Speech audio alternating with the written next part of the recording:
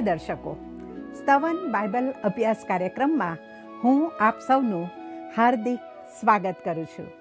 મને આશા છે કે આ અભ્યાસ દ્વારા આપ સૌ આત્મિક લાભ પ્રાપ્ત કરી રહ્યા છો. પાછલા અભ્યાસમાં આપણે જોયું હતું કે ઇસરાયેલીઓએ મિસરીઓ પાસેથી સોના ચાંદીના આભૂષણો માંગ્યા. પ્રથમ જનિતના મૃત્યુની ચેતવણી આપવામાં આવી અને પાસ્કા પર્વની સ્થાપના કરવામાં આવી. આજના અભ્યાસમાં આપણે નિર્ગમન 12:11-51 કલમ સુધીનો અભ્યાસ કરીશું. તેમાં આપણે શીખીશું કે મિસરમાં પ્રથમ જનિતના મૃત્યુ પછી ફારૂને ઇસરાયેલીઓને મિસર છોડીને જવા કહ્યું. ત્યારબાદ ઇસરાયેલીઓ પોતાના બાળકો અને સમગ્ર કુટુંબ સાથે મિસર દેશમાંથી નીકળી ગયા. તે સાથે પરમેશ્વર મૂસા અને હારૂનને પાસ્કા પર્વની વિધિઓ પણ આપે છે. તો આવો આ તમામ બાબતોને સમજવા માટે આજના સંદેશને સાંભળીએ.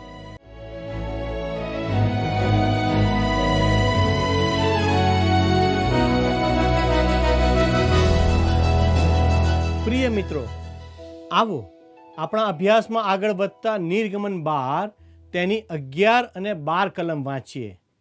અને તે તમારે આ પ્રમાણે ખાવું, એટલે તમારી કમર બાંધીને, તમારા પગરખા પહેરીને તથા તમારી લાકડી તમારા હાથમાં લઈને ખાવું, અને તમારે તે જલ્દી જલ્દી ખાઈ લેવું.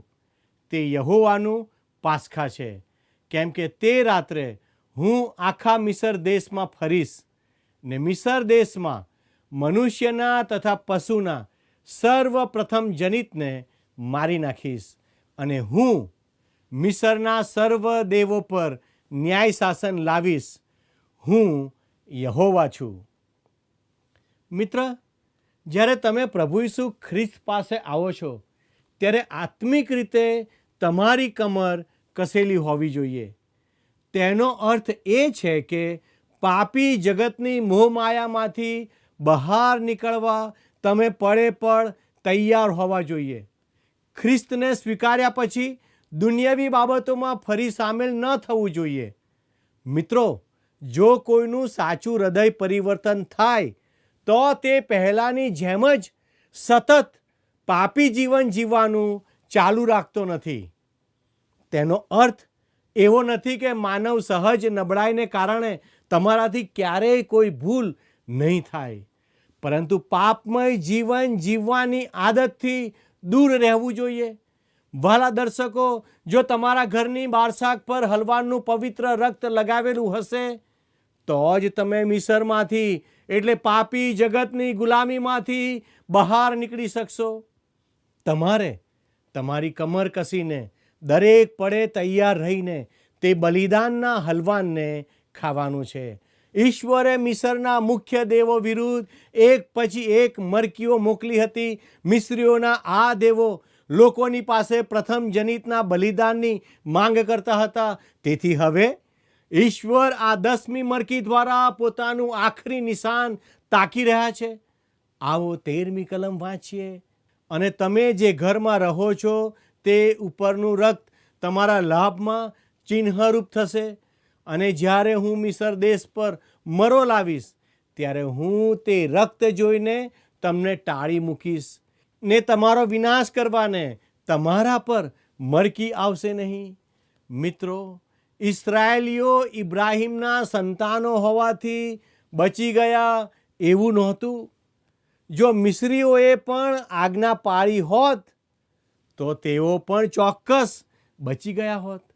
ઈશ્વરે કહ્યું, તમારા ઘર પરના રક્તને જોઈને હું તમારા ઘરને મૃત્યુથી ટાળી દઈશ.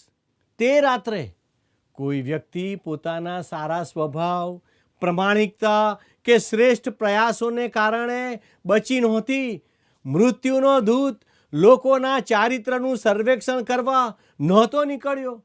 મિત્રો, સત્ય તો એ છે કે જો કોઈએ અવિશ્વાસથી બારીની બહાર જોયું હોત તો તે પણ તાત્કાલિક મરણ પામ્યો હોત.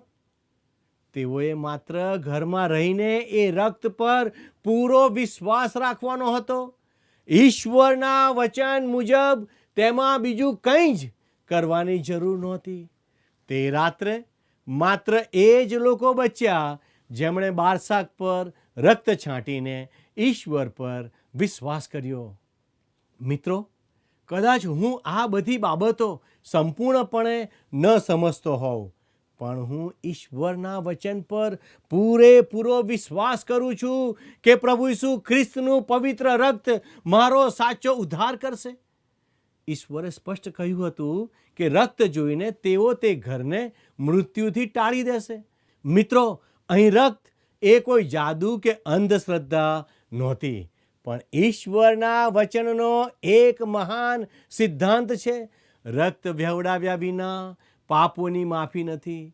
જેમ એક ન્યાયાધીશ દોષિતને છોડી ન મૂકતા કાયદા મુજબ દંડ ફટકારે જ છે, તેમજ ઈશ્વર પણ પાપ પ્રત્યે આંખ આડા કાન ન કરતા તેનો ન્યાય કરે જ છે. દુનિયાવી કાયદામાં ઢીલાસ હોઈ શકે, પણ આખા જગતમાં ઈશ્વરનો કાયદો અટલ છે. જે જીવ પાપ કરે છે તે જ મરશે. આમ મૃત્યુદંડ આપણા સૌની ઉપર છે, પરંતુ કૃપાળુ ઈશ્વર એવો નિયમ પણ આપે છે કે દોષિતના બદલામાં કોઈ નિર્દોષ જીવ અવેજીમાં પોતાનો જીવ આપી શકે છે. પ્રભુ ઈસુ ખ્રિસ્તના આગમન સુધી આ અવેજી તરીકે કોઈ પ્રાણીને આપવામાં આવતું હતું. ત્યારબાદ પ્રભુ ઈસુ પોતે આ પૃથ્વી પર આવ્યા. વહાલાઓ, પવિત્ર શાસ્ત્રમાં નવા કરારના વિભાગમાં યોહાન 1:29 મુજબ, જુઓ દેવનું હલવાન કે જે જગતનું પાપ હરણ કરે છે. જો આપણે ખ્રિસ્તનો સ્વીકાર કરીએ તો પાપીઓ તરીકે આપણે જે ન્યાય અને સજાને પાત્ર છીએ તેમાંથી બચી જઈએ છીએ. મિત્રો, મિસરની તે ભયાનક રાત્રે હલવાનના રક્તથી સુરક્ષિત ન હોય તેવા પ્રત્યેક ઘરમાં પ્રથમ જનિતનું મૃત્યુ થયું.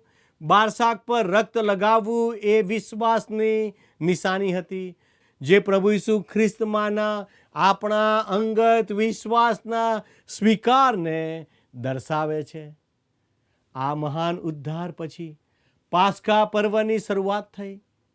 મિત્રો, લેવીયના પુસ્તકમાં આ પર્વની અને ત્યારબાદ ઉજવાતા ખમીર વગરની રોટલીના પર્વની વિગતવાર સૂચનાઓ આપવામાં આવી છે, જે ખરેખર પાસ્કા પર્વનો જ એક ભાગ હતો.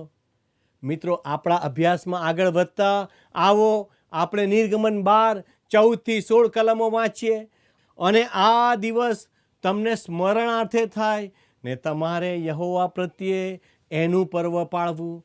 વંશ પરંપરા તમારે નિત્યના વિધિથી તે પર્વ પાળવું. 7 દિવસ તમારે 2 ખમીર રોટલી ખાવી. પહેલા જ દિવસથી તમારે તમારા ઘરોમાંથી ખમીર દૂર કરવું, કેમ કે પહેલા દિવસથી તે 7મા દિવસ સુધી જે કોઈ ખમીરી રોટલી ખાય તે માણસ ઇસ્રાયેલમાંથી નાબૂદ કરાશે. અને પહેલે દિવસે તમારે પવિત્ર મેળાવડો ને 7મે દિવસે પવિત્ર મેળાવડો ભરવો. તેઓમાં કંઈ કામ ન કરવું, કેવળ પ્રત્યેક માણસને ખાવાની જરૂર હોય તેટલું જ તમારે કરવું. મિત્રો, વાસ્તવમાં આ બાબતનો મૃત્યુના દૂતના પસાર થવા સાથે કે ઉદ્ધાર સાથે કોઈ સંબંધ ન હતો. આ તો ઘરની અંદર રહેલા લોકો માટે સંગતિનું પર્વ હતું.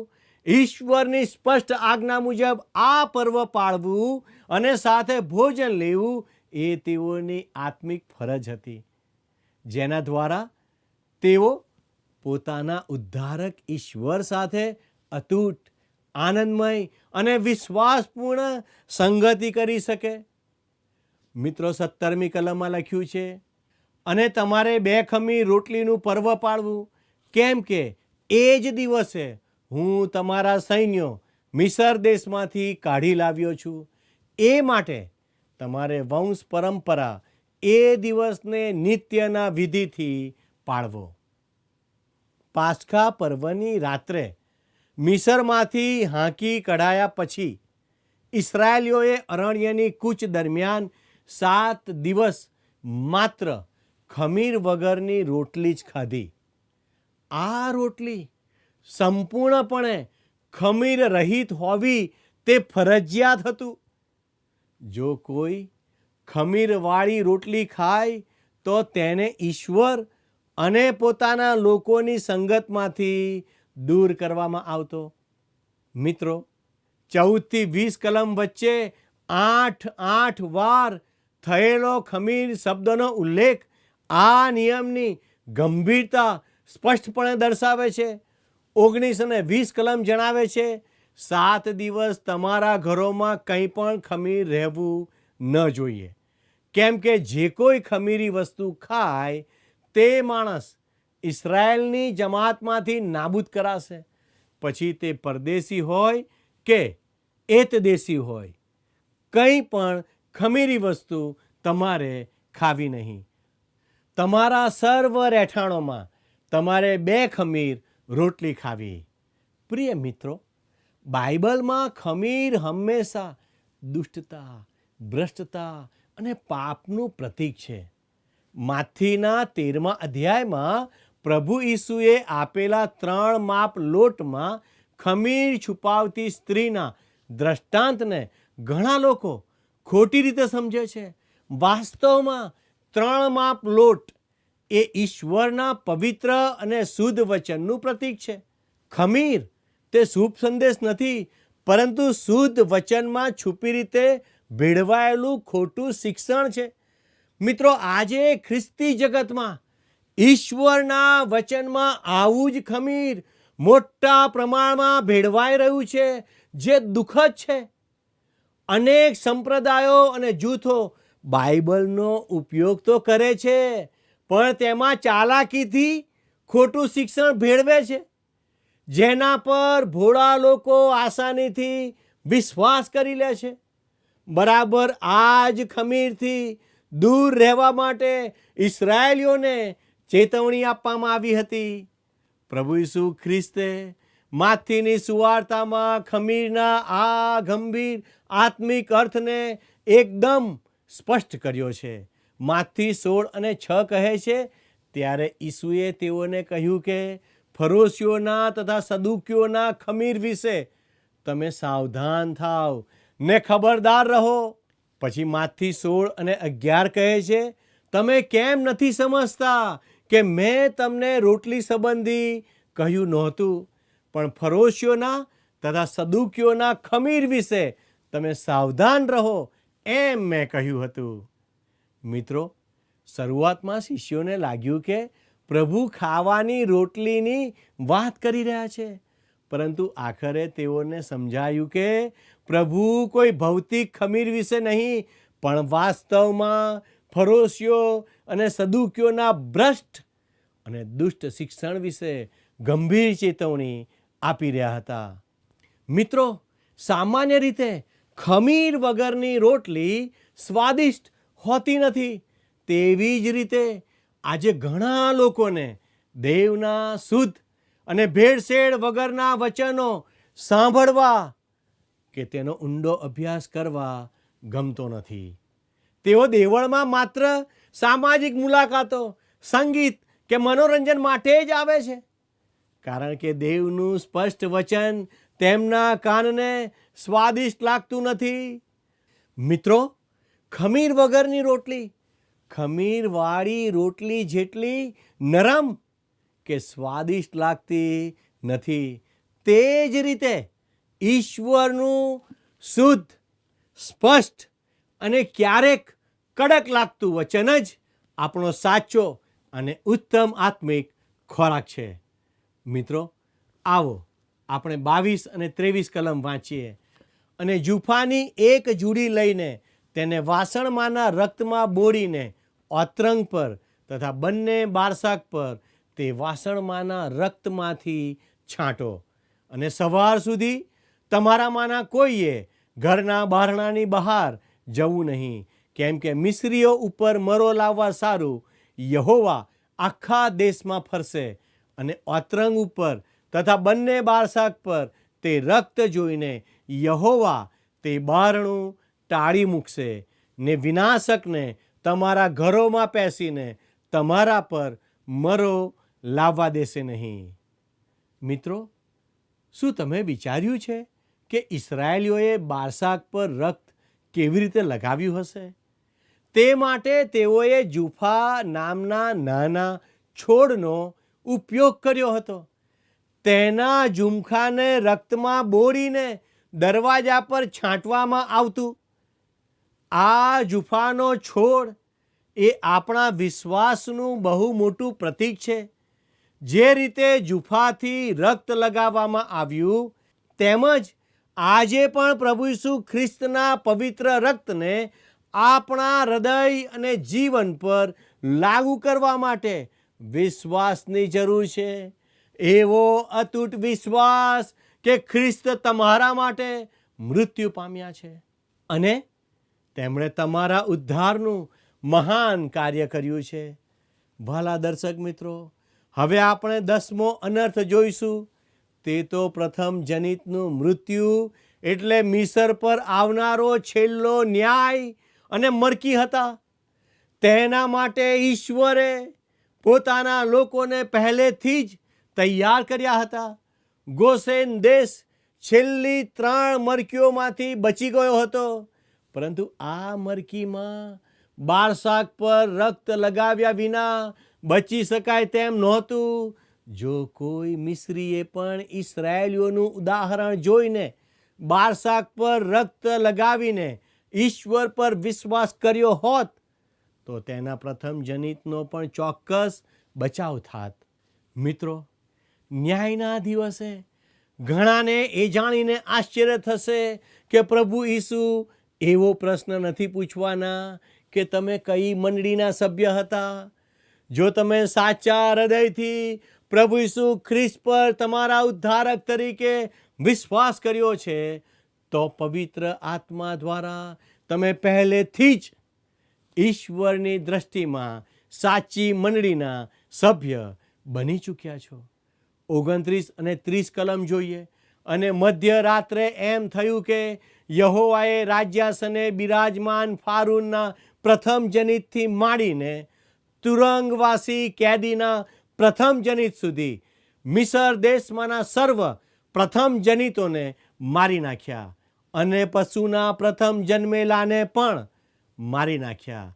અને રાત્રે ફારૂન તથા તેના સર્વ સેવકો તથા સર્વ મિસ્રીઓ ઉઠ્યા અને મિસરમાં ભારે વિલાપ થયો, કેમ કે એવું એક પણ ઘર નહોતું કે જ્યાં એક માર્યો ગયો ન હોય. મિત્રો, અત્યાર સુધી ઈશ્વરનો ન્યાય સંપત્તિ કે પ્રકૃતિ પૂરતો સીમિત હતો, પણ આ છેલ્લો ન્યાય દરેક ઘરના પ્રથમ જનિતનો ભોગ લે છે. સર્જનહાર ઈશ્વર જેણે જીવન આપ્યું છે, તેને ન્યાય મુજબ તે પાછું લેવાનો સંપૂર્ણ અધિકાર પણ છે. અય્યુબ 1 અને 21 કહે છે, યહોવાએ આપ્યું અને યહોવાએ લઈ લીધું છે, યહોવાના નામને ધન્ય હો. હવે આ અનર્થ પછી ઇસરાયેલીઓને મિસરમાંથી હાંકી કાઢવામાં આવે છે. ચાલો 31 અને 32 કલમ વાંચીએ. અને તેણે મૂસાને તથા હારૂનને રાત્રે તેડાવીને કહ્યું કે તમે તથા ઇસ્રાયેલ પુત્રો બંને ઉઠો ને મારા લોક મધ્યથી નીકળી જાઓ અને જઈને તમારા કહ્યા પ્રમાણે યહોવાની સેવા કરો અને તમારા કહ્યા પ્રમાણે તમારા ઘેટા બકરા તથા ઢોર ઢાંક લેતા જાઓ અને મને પણ આશીર્વાદ દો. મિત્રો, મૂસાની માંગણીઓનો ન સ્વીકારનાર અહંકારી ફારૂનને આખરે હાર માનવી જ પડી, કારણ કે આ અંતિમ મરકીએ સીધો જ તેના પ્રથમ જનિત પુત્રનો પણ ભોગ લીધો હતો. ઈશ્વરે ન્યાયની શરૂઆત લોકોના જીવ લઈને નહીં, પણ હારૂનની લાકડીના ચમત્કાર દ્વારા ચેતવણી આપીને કરી હતી. જો ફારૂને શરૂઆતમાં જ ચેતવણી માનીને ઇસરાયેલીઓને જવા દીધા હોત, તો આ વિનાશ ચોક્કસ ટળી શક્યો હોત. તેથી મિસર પર આવેલી આ ભયાનક સજાઓ માટે ઈશ્વરને ક્યારેય દોષ આપી શકાય નહીં. 33મી કલમ જણાવે છે, અને મિસ્રીઓએ લોકોને દેશમાંથી જલ્દી વિદાય થવાનો આગ્રહ કર્યો, કેમ કે તેઓએ કહ્યું કે અમે તો બધા મરી ગયા. મિસ્રીઓ જાણતા નહોતા કે ઈશ્વરનો આ કઠોર ન્યાય ક્યાં જઈને અટકશે. તમામ પ્રથમ જનિતોના મૃત્યુ પછી તેઓને ભય લાગ્યો કે કદાચ ઇઝરાયલનો ઈશ્વર હવે મિસરના બાકીના લોકોને પણ મારી નાખશે. આ જ ડરને કારણે ફારૂને ઇઝરાયલીઓને તાત્કાલિક દેશમાંથી બહાર નીકળી જવા કહ્યું. 34 અને 35 કલમમાં લખ્યું છે, અને લોકોએ ખમીર દીધા વગર લોટના લોંદા લઈ લીધા ને પોતાની કથરોટો પોતાની ચાદરોમાં બાંધીને પોતાની ખાંધે લઈ લીધી, અને ઇસ્રાયેલ પુત્રોએ મૂસાના કહેવા મુજબ કરીને મિસ્રીઓ પાસેથી સોનાના તથા રૂપાના દાગીના તથા વસ્ત્રો માંગી લીધા. મિત્રો, અહીં ઉછીનું લેવું માટે વપરાયેલા મૂળ હિબ્રુ શબ્દ શાલનો સાચો અર્થ માંગવું થાય છે. જ્યારે ઇસ્રાયેલીઓએ માગ્યું ત્યારે ઈશ્વરની કૃપાથી મિસ્રીઓએ કોઈ વિરોધ વિના બધું જ આપી દીધું. મિત્રો, વાસ્તવમાં વર્ષોની ગુલામીના બાકી વેતન તરીકે આ સંપત્તિ મેળવવાનો ઈશ્વરનો તે ન્યાયી માર્ગ હતો. મિસ્રીઓ પાસે ઇસ્રાયેલીઓની એટલી બધી બાકી મજૂરી હતી કે ઇસ્રાયેલના સંતાનો તેઓને લૂંટી ગયા. એટલે કે ઇસ્રાયેલ લોકો મિસરની સંપત્તિનો મોટો ભાગ લઈને બહાર નીકળ્યા. 37મી કલમ જણાવે છે, અને ઇસ્રાયેલ પુત્રો રામસેસથી સુક્કોત આવ્યા. તેઓ બાળકો સિવાય સુમારે 6 લાખ પાયદળ પુરુષો હતા. મિત્રો, એવું લાગે છે કે મિસર દેશમાંથી 10 લાખથી પણ વધુ અને કદાચ 20 લાખ જેટલા લોકો બહાર આવ્યા. બધી સ્ત્રીઓ અને બાળકો ઉપરાંત પગપાળા ચાલનારા 6 લાખ પુરુષો હતા. હવે પછી આપણું ધ્યાન બીજી એક રસપ્રદ હકીકત તરફ દોરવામાં આવે છે. આવો 38મી કલમ વાંચીએ. અને મિશ્રિત લોકોનો જથ્થો પણ તેમની સાથે ચાલતો હતો, અને ઘેટા બકરા તથા ઢોર ઢાંક મળી અતિ ઘણા જાનવર હતા. અહીં ઇસ્રાયેલીઓની સાથે એક મોટો મિશ્રિત લોક સમુદાય પણ મિસરની બહાર આવ્યો હતો. મિત્રો, આપણે ગણનાના પુસ્તકમાં જોઈશું કે આ સમુદાયને લીધે છાવણીમાં ઘણી મુશ્કેલીઓ ઊભી થશે. વાસ્તવમાં તેઓ મિશ્રિત જાતિના હતા, એટલે મિસરવાસી અને હિબ્રુ વચ્ચેના લગ્નથી જન્મેલા સંતાનો. આ લોકોએ નિર્ણય લેવાનો હતો કે તેઓ ઇસ્રાયેલીઓ સાથે મિસર છોડે કે મિસ્રીઓ સાથે ત્યાં જ રહે. જેઓએ મિસર છોડ્યું તેઓ વિચારતા હતા કે શું તેમણે કોઈ ભૂલ કરી છે. તેથી જ્યારે પણ મુશ્કેલી આવતી ત્યારે તેઓ ફરિયાદ કરવામાં સૌથી આગળ રહેતા, કારણ કે સાચા અર્થમાં તેઓ ઇસ્રાયેલીઓ નહોતા. હવે આપણે 39થી 42 કલમમાં આ પ્રમાણે નોંધ આપવામાં આવી છે. મિત્રો, પાસ્કા પર્વની ઉજવણીનો સીધો સંબંધ ઇસ્રાયેલીઓના મિસરમાંથી થયેલા ચમત્કારિક બચાવ અને નિર્ગમન સાથે છે. જો કે આ ઉજવણીનો એક સમયકાળ નિશ્ચિત છે. પ્રભુ ઈસુ ખ્રિસ્ત પૃથ્વી પર પાછા ફરીને પોતાનું 1000 વર્ષનું રાજ્ય ન સ્થાપે ત્યાં સુધી તેમણે આ બચાવને યાદ રાખવાનો હતો. ત્યારબાદ તેઓ મિસરના આ ઉદ્ધારને ભૂલી જશે, જેનો વધુ અભ્યાસ શાસ્ત્રમાં આગળ જોવા મળશે. 47 અને 48 કલમ જોઈએ. ઇસ્રાયેલની આખી જમાત તે પાળે, અને જો કોઈ પ્રવાસી તારી સાથે વસેલો હોય ને તે યહોવાનું પાસ્કા પાળવા ચાહતો હોય તો તેના ઘરના સર્વ પુરુષો સુન્નત કરાવે ને ત્યાર પછી તે પાસ્કા પાળવાને પાસે આવે, અને દેશમાં જન્મેલા માણસ જેવો તે ગણાય. પણ કોઈ બેસુન્નત માણસ તે ન ખાય.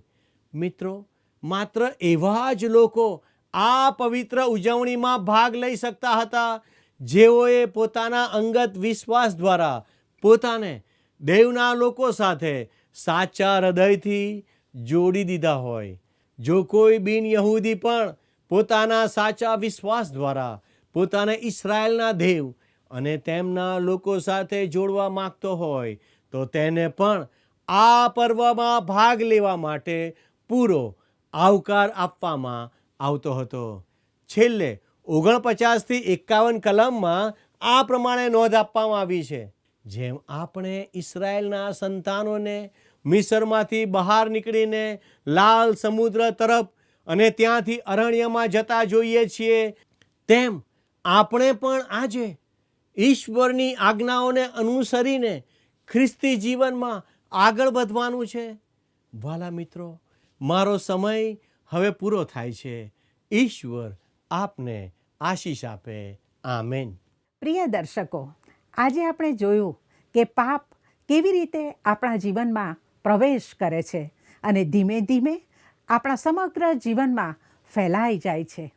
પરિણામે આપણે પરમેશ્વરથી દૂર થઈ જઈએ છીએ. પ્રભુ ઈસુએ પણ આપણને આ ખમીર એટલે કે પાપથી સાવચેત રહેવા જણાવ્યું છે. ખમીરનો અર્થ ખોટા ઉપદેશો પણ થઈ શકે છે, કારણ કે આવા ખોટા ઉપદેશો આપણા મનને ચલિત કરી દે છે. તેને લીધે પરમેશ્વરના વચનનું સાચું શિક્ષણ આપણા હૃદયમાંથી દૂર થવા લાગે છે અને આપણે જૂઠ તથા છેતરપિંડીના માર્ગે ચાલવા લાગીએ છીએ. મિત્રો, આ બધું એટલું ધીમે ધીમે થાય છે કે ઘણીવાર આપણને ખબર પણ પડતી નથી કે ક્યારે આપણે ખોટા ઉપદેશોના પ્રભાવ હેઠળ આવી ગયા છીએ. તેથી મિત્રો, બાઇબલનું વધારે વાંચન કરો અને તેને સાચા અર્થમાં સમજો, જેથી તમે સાચા શિક્ષણમાં સ્થિર રહી શકો. હવે આજનો પ્રશ્ન છે: બારશાક પર રક્ત લગાવવું તે શું પ્રગટ કરે છે? એ. બલિદાન, બી. વિશ્વાસ, સી. પરિશ્રમ, ડી. દુઃખ અને ક્લેશ. મિત્રો, અમારા ગત પ્રશ્નનો જવાબ છે ડી. રક્ત અને કુટુંબ. મિત્રો, આજના પ્રશ્નનો જવાબ અને આપના પ્રતિભાવો મોકલવા માટે અમારો સંપર્ક નંબર છે 94 29 37 56 10. આભાર. શું તમને આ કાર્યક્રમ ગમ્યો? અત્યારે જ અમને મિસ કોલ કરો.